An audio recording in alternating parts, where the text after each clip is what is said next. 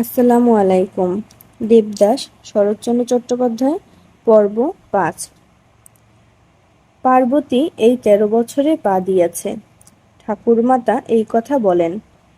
এই বয়সে শারীরিক সৌন্দর্য অকস্মাৎ যেন কোথা হইতে ছুটিয়া আসিয়া কিশোরীর সর্বাঙ্গ ছাইয়া ফেলে। আত্মীয় স্বজন হঠাৎ একদিন চমকিত হইয়া দেখিতে পান যে তাহাদের ছোট মেয়েটি বড় হইয়াছে। তখন পাত্রস্থা করিবার জন্য বড় তাড়াহুড়া পড়িয়া যায়। চক্রবর্তী বাড়িতে আজ কয়েক দিবস হইতেই সেই কথার আলোচনা হইতেছে। জননী বড় বিষণ্ণ। কথায় কথায় স্বামীকে শুনাইয়া বলেন, তাই তো, পারুকে আর তো রাখা যায় না। তাহারা বড়লোক নহেন, তবে ভরসা এই যে মেয়েটি অতিশয় সুশ্রী। জগতে রূপের যদি মর্যাদা থাকে তো পার্বতীর জন্য ভাবিতে হইবে না। আরও একটা কথা আছে, সেটা এইখানেই বলিয়া রাখি। চক্রবর্তী পরিবারে ইতিপূর্বে কন্যার বিবাহে এতটুকু চিন্তা করিতে হইত না। পুত্রের বিবাহে করিতে হইত। কন্যার বিবাহে পণ গ্রহণ করিতেন এবং পুত্রের বিবাহে পণ দিয়া মেয়ে ঘরে আনিতেন। নীলকণ্ঠের পিতাও তাহার কন্যার বিবাহে অর্থ গ্রহণ করিয়াছিলেন, কিন্তু নীলকণ্ঠ স্বয়ং এ প্রথাটাকে ঘৃণা করিতেন। তাহার আদৌ ইচ্ছা ছিল না যে পার্বতীকে বিক্রয় করিয়া অর্থ লাভ করিবেন। পার্বতীর জননী একথা জানিতেন, তাই স্বামীকে কন্যার জন্য তাগাদা করিতেন। ইতিপূর্বে পার্বতীর জননী মনে মনে একটা দুরাশাকে স্থান দিয়াছিলেন। ভাবিয়াছিলেন, দেবদাসের সহিত যদি কোনো সূত্রে কন্যার বিবাহ ঘটাইতে পারেন, এ আশা যে নিতান্ত অসম্ভব তাহা মনে হইত না। ভাবিলেন, দেবদাসকে অনুরোধ করিলে বোধহয় কোনো সুরাহা হইতে পারে। তাই বোধহয় নীলকণ্ঠের জননী কথায় কথায় দেবদাসের মাতার কাছে কথাটা এইরূপে পাড়িয়াছিলেন, আহা বৌমা, দেবদাসে আর আমার পারুতে কি ভাব! এমনটি কই কোথাও তো দেখা যায় না। দেবদাসের জননী বলিলেন, তা আর হবে না খুড়ি, দুজনে ভাই বোনের মতোই যে একসঙ্গে মানুষ হয়ে এসেছে। হাঁ মা হাঁ, তাই তো মনে হয়। যদি দুজনের এই দেখো না কেন বৌমা, দেবদাস যখন কলকাতায় গেল, বাছা তখন সবে ৮ বছরের। সেই বয়সেই ভেবে ভেবে যেন কাঠ হয়ে গেল। দেবদাসের একখানা চিঠি এলে সেখানা যেন একবারে ওর জপমালা হয়ে উঠত। আমরা সবাই তো তা জানি। দেবদাসের জননী মনে মনে সমস্ত বুঝিলেন, একটু হাসিলেন। এ হাসিতে বিদ্রূপ কতটুকু প্রচ্ছন্ন ছিল জানি না, কিন্তু বেদনা অনেকখানি ছিল। তিনিও সব কথা জানিতেন, পার্বতীকে ভালোবাসিতেন, কিন্তু বেচাকেনা ঘরের মেজে, তার উপর আবার ঘরের পাশে কুটুম্ব। ছি ছি, বলিলেন, খুড়িকর্তার তো একেবারে ইচ্ছা নয় এই ছেলেবেলায় বিশেষ পড়াশোনার সময়ে দেবদাসের বিয়ে দেন। তাই তো কর্তা আমাকে এখনো বলেন, বড় ছেলে দ্বিজদাসের ছেলেবেলায় বিয়ে দিয়ে কি সর্বনাশটাই না করলে, লেখাপড়া একেবারেই হলো না। পার্বতীর ঠাকুরমা একেবারে অপ্রতিভ হইয়া পড়িলেন।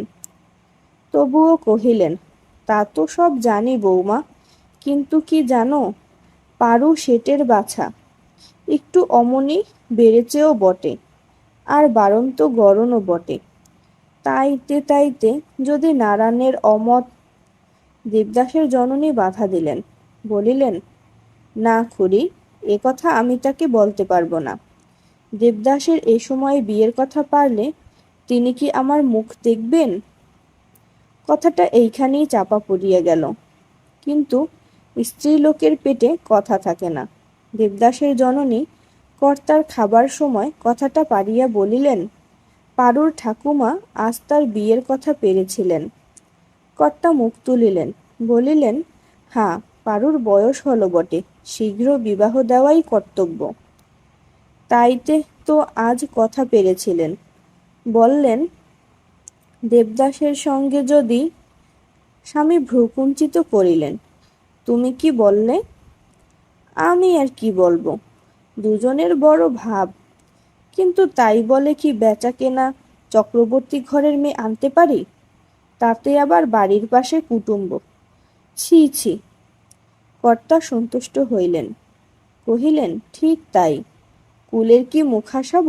এসব কথায় কান দিও না।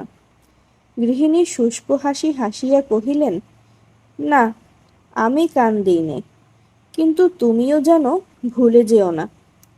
কর্তা গম্ভীর মুখে ভাতের গ্রাস তুলিয়া বলিলেন, তাহলে এত বড় জমিদারি কোন কালে উড়ে যেত? জমিদারি তাহার চিরদিন থাকুক, তাহাতে আপত্তি নাই, কিন্তু পার্বতীর দুঃখের কথাটা বলি। যখন এই প্রস্তাবটা নিতান্ত অগ্রাহ্য হইয়া নীলকণ্ঠের কানে গেল, তখন তিনি মাকে ডাকিয়া তিরস্কার করিয়া বলিলেন, মা, কেন এমন কথা বলিতে গিয়েছিলে? মা চুপ করিয়া রহিলেন। নীলকণ্ঠ কহিতে লাগিলেন, মেয়ের বিয়ে দিতে আমাদের পায়ে ধরে বেড়াতে হয় না, বরং অনেকেই আমার পায়ে ধরবে। মেয়ে আমার কুৎসিত নয়। দেখো, তোমাদের বলে রাখলাম, 1 হপ্তার মধ্যেই আমি সম্বন্ধ স্থির করে ফেলব। বিয়ের ভাবনা কি? কিন্তু যাহার জন্য পিতা এত বড় কথাটা বলিলেন, তাহার যে মাথায় বাজ ভাঙিয়া পড়িল। ছোটবেলা হইতে তাহার একটা ধারণা ছিল যে দেবদাদার উপর তাহার একটু অধিকার আছে। অধিকার কেহ যে হাতে তুলিয়া দিয়াছে তাহা নয়। প্রথম সে নিজেও ঠিকমতো কিছুই বুঝিতে পারে নাই। অজ্ঞাতসারে অশান্ত মন দিনে দিনে এই অধিকারটি এমন নিঃশব্দে অথচ এতই দৃঢ় করিয়া প্রতিষ্ঠিত করিয়া লইয়াছিল যে বাহিরে যদিও একটা বাহ্য আকৃতি তাহার এতদিন চোখে পড়ে নাই, কিন্তু আজ এই হারানোর কথা উঠিতেই তাহার সমস্ত হৃদয় ভরিয়া একটা ভয়ানক তুফান উঠিতে লাগিল। কিন্তু দেবদাসের সম্বন্ধে এই কথাটা ঠিক খাটানো যায় না। ছেলেবেলায় যখন সে পার্বতীর উপর দখল পাইয়াছিল, তখন তাহা সে পরিপূর্ণভাবেই উপভোগ করিয়াছিল। কিন্তু কলিকাতায় গিয়া কর্মের উৎসাহে ও অন্যান্য আমোদ আহ্লাদের মধ্যে পার্বতীকে সে অনেকটা ছাড়িয়াই দিয়াছিল। কিন্তু সে জানিত না যে পার্বতী তাহার সেই একঘেয়ে গ্রাম্য জীবনের মধ্যে নিশিদিন শুধু তাহাকেই ধ্যান করিয়া আসিয়াছে। শুধু তাই নয়, সে ভাবিত, ছেলেবেলা হইতে যাহাকে নিতান্ত আপনার বলিয়া জানিয়াছিল, ন্যায় অন্যায় সমস্ত আবদারই এতদিন যাহার উপর খাটাইয়া লইয়াছে, যৌবনের প্রথম ধাপটিতে পা দিয়াই তাহা হইতে এমন অকস্মাৎ পিছলাইয়া পড়িতে হইবে না। কিন্তু তখন কে ভাবিত বিবাহের কথা? কে জানিত সেই কিশোর বন্ধন বিবাহ ব্যতীত কোনো মতেই চিরস্থায়ী করিয়া রাখা যায় না, বিবাহ হইতে পারে না। এই সংবাদটা পার্বতীর হৃদয়ের সমস্ত আশা আকাঙ্ক্ষা তাহার বুকের ভিতর হইতে যেন ছিঁড়িয়া ফেলিবার জন্য টানাটানি করিতে লাগিল। কিন্তু দেবদাসকে সকালবেলাটায় পড়াশোনা করিতে হয়। দুপুরবেলায় বড় গরম, ঘরের বাহির হওয়া যায় না। শুধু বিকেল বেলাটাতেই ইচ্ছা করিলে একটু বাহির হইতে পারা যায়। এই সময়টাতেই কোনোদিন বা সে জামাজোড়া পরিয়া ভালো জুতা পায়ে দিয়া ছড়ি হাতে ময়দানে বাহির হইত। যাইবার সময় চক্রবর্তীদের বাড়ির পাশ দিয়াই যাইত। পার্বতী উপরে জানালা হইতে চক্ষু মুছিতে মুছিতে তাহা দেখিত। কত কথা মনে পড়িত। দুজনেই বড় হইয়াছে। দীর্ঘ প্রবাসের পরের মতো এখন পরস্পরকে বড় লজ্জা করে। দেবদাস সেদিন অমনি চলিয়া গিয়াছিল, লজ্জা করিতেছিল, তাই ভালো করিয়া কথাই কহিতে পারে নাই। এটুকু পার্বতীর বুঝিতে বাকি ছিল না।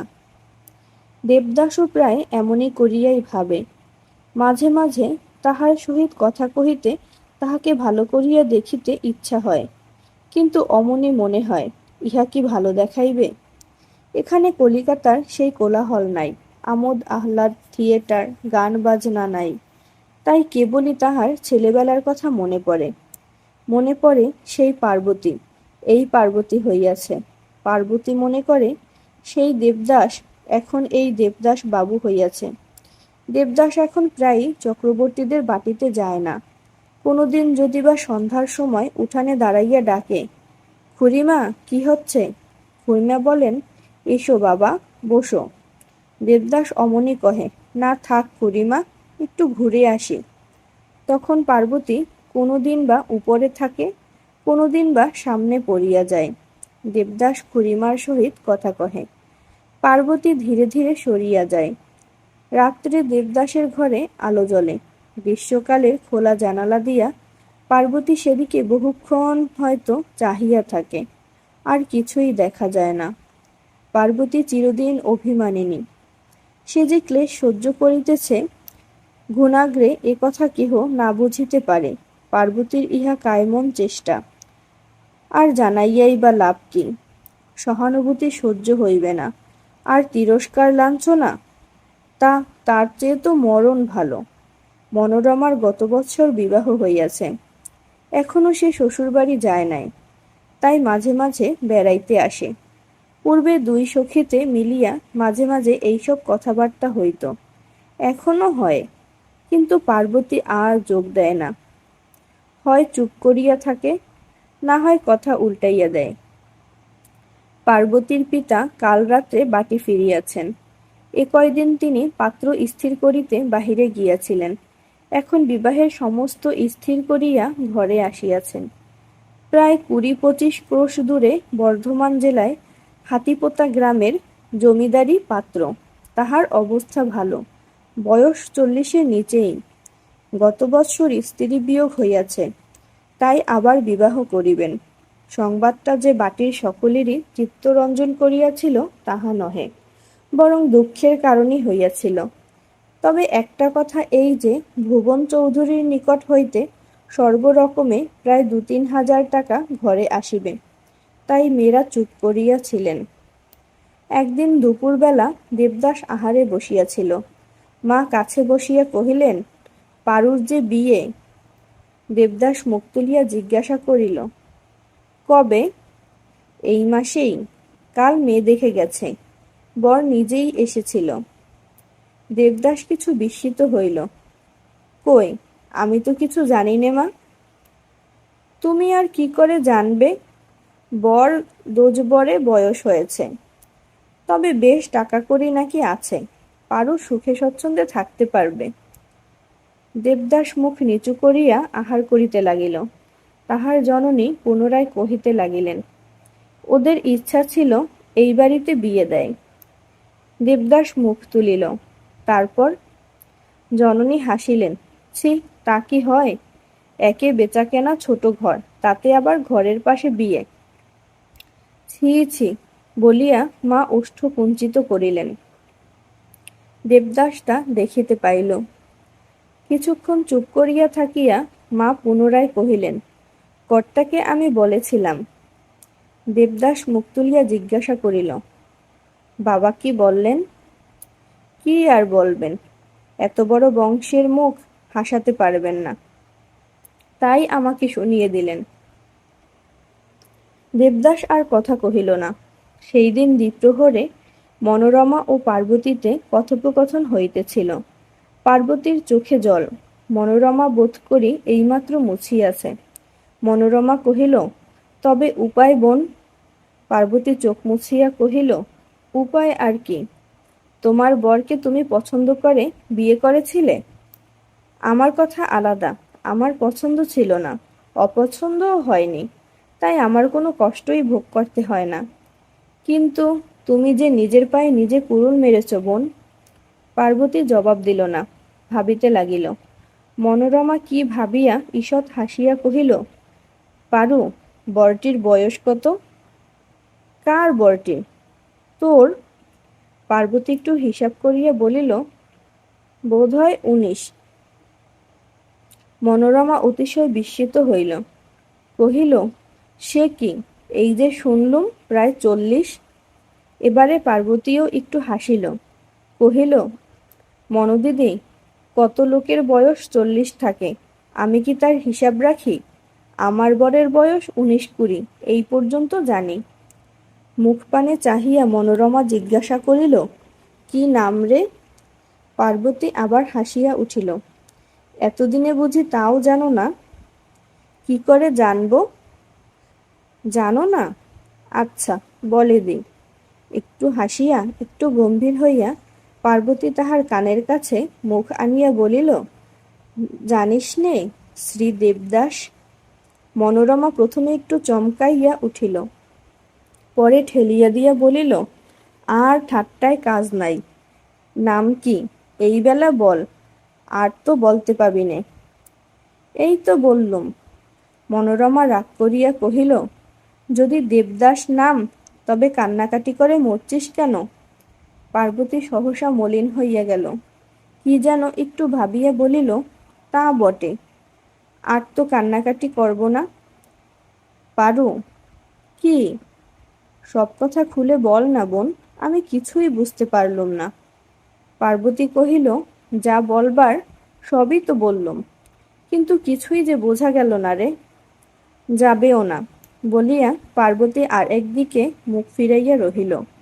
মনোরমা ভাবিল পার্বতী কথা লুকাইতেছে, তাহার মনের কথা কহিবার ইচ্ছা নাই। বড় অভিমান হইল, দুঃখিত হইয়া কহিল, পারু, তোর যাতে দুঃখ, আমারও তো তাতে তাই বোন। তুই সুখী হ, এই তো আমার আন্তরিক প্রার্থনা। যদি কিছু তোর লুকোনো কথা থাকে, আমাকে বলতে না চাস, বলিস নে, কিন্তু এমন করে আমাকে তামাশা করিস নে। পার্বতীও দুঃখিতা হইল, কহিল, ঠাট্টা করিনি দিদি, যতদূর নিজে জানি ততদূর তোমাকেও বলেছি। আমি জানি আমার স্বামীর নাম দেবদাস, বয়স 19-20, সেই কথাই তো তোমাকে বলেছি। কিন্তু এই যে শুনলুম তোর আর কোথায় সম্বন্ধ স্থির হয়েছে। স্থির আর কি, ঠাকুরমার সঙ্গে তো আর বিয়ে হবে না, হলে আমারই সঙ্গে হবে। আমি তো কই এ খবর শুনিনি। মনোরমা যাহা শুনিয়াছিল তাহা এখন বলিতে গেল। পার্বতী তাহাতে বাধা দিয়া বলিল, ওসব শুনেছি, তবে দেবদাস তোকে? কি আমাকে? মনোরমা হাসি চাপিয়া বলিল, তবে স্বয়ম্বরা বুঝি লুকিয়ে লুকিয়ে পাকা বন্দোবস্ত করা হয়ে গেছে? কাঁচা পাকায় এখনো কিছুই হয়নি। মনোরমা ব্যথিত স্বরে কহিল, তুই কি বলিস পারু? কিছুই তো বুঝতে পারি নাই। পার্বতী কহিল, তাহলে দেবদাসকে জিজ্ঞাসা করে তোমায় বুঝিয়ে দেব। কি জিজ্ঞাসা করবে? সে বিয়ে করবে কিনা তাই? পার্বতী ঘাড় নাড়িয়া বলিল, হ্যাঁ তাই। মনোরমা ভয়ানক আশ্চর্য হইয়া কহিল, বলিস কি পারু, তুই নিজে এ কথা জিজ্ঞাসা করবি? দোষ কি দিদি? মনোরমা একেবারে অবাক হইয়া গেল। বলিস কি রে, নিজে? নিজেই? নইলে আমার হয়ে আর কে জিজ্ঞাসা করবে দিদি? লজ্জা করবে না? লজ্জা কি, তোমাকে বলতে লজ্জা করলুম? আমি মেয়ে মানুষ, তোর সই, কিন্তু সে যে পরপুরুষ মানুষ পারু।